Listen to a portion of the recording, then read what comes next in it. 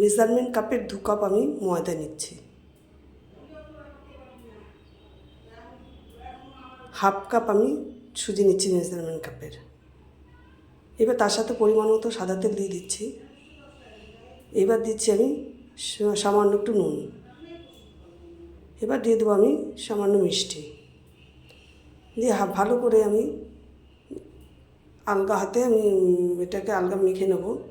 নেওয়ার পর আমি যে জল রেখেছি, এই যে মেজারমেন্ট কাপ দিয়ে জল, হাফ কাপ জল দিয়ে আমি ময়দাটাকে মেখে নেব।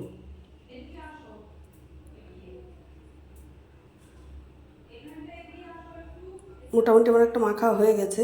এবার এর সাথে আমি সাদা তেল দিয়ে ভালো করে একটু গায়ের মধ্যে মাখিয়ে রেখে দেবো।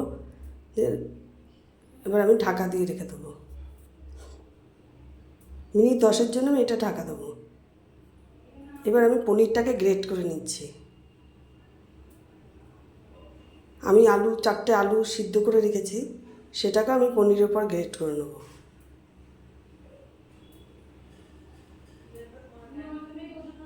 আলুগুলো আমি গ্রেট করে নিচ্ছি।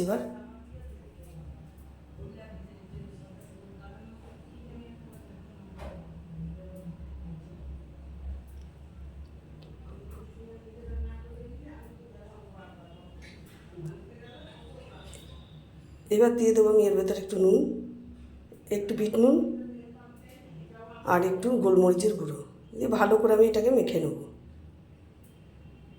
একটু মিষ্টি দিয়ে দিলাম।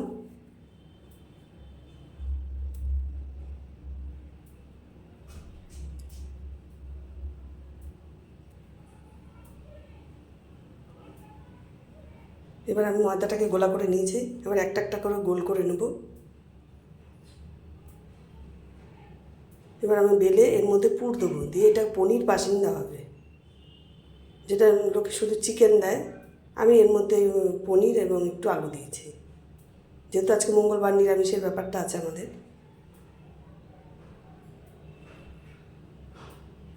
এবার আস্তে আস্তে আমি এগুলোকে ভাজ করে করে এর সাথে জুড়ে দেবো। এইভাবে করে আমি সবগুলোকে বেলে নেব।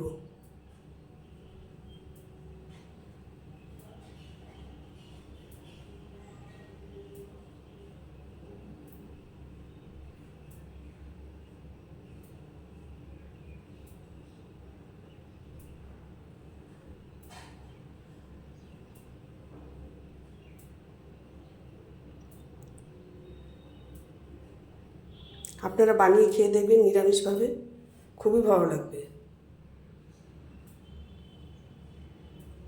যদি আপনারা একটুখানি ঘি দিয়েও মাখেন তাহলেও খুব ভালো হবে। আমি যেরকম সাদা তেল দিয়েছি, আপনারা একটু ঘি দিয়েও ময়দাটাকে মাখতে পারেন।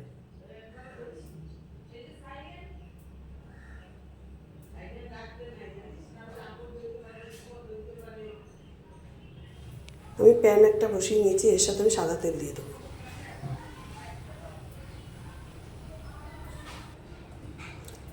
এবার আমি তেলের ভেতরে একটা একটা করে, 2-3টেও দেওয়া যাবে বুঝে আর কি, আমি দিয়ে দেখাচ্ছি আপনাদের।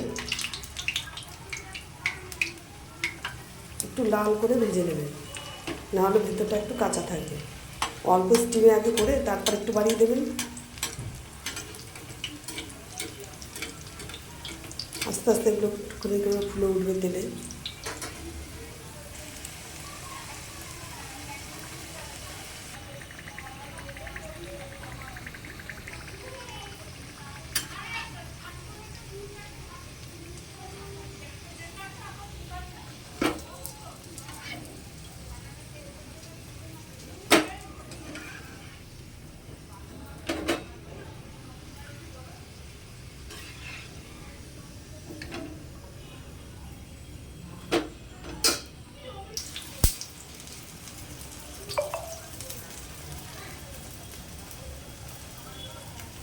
এইভাবে করে আমি সবগুলোকে ভেজে নিয়েছি। এই দেখুন।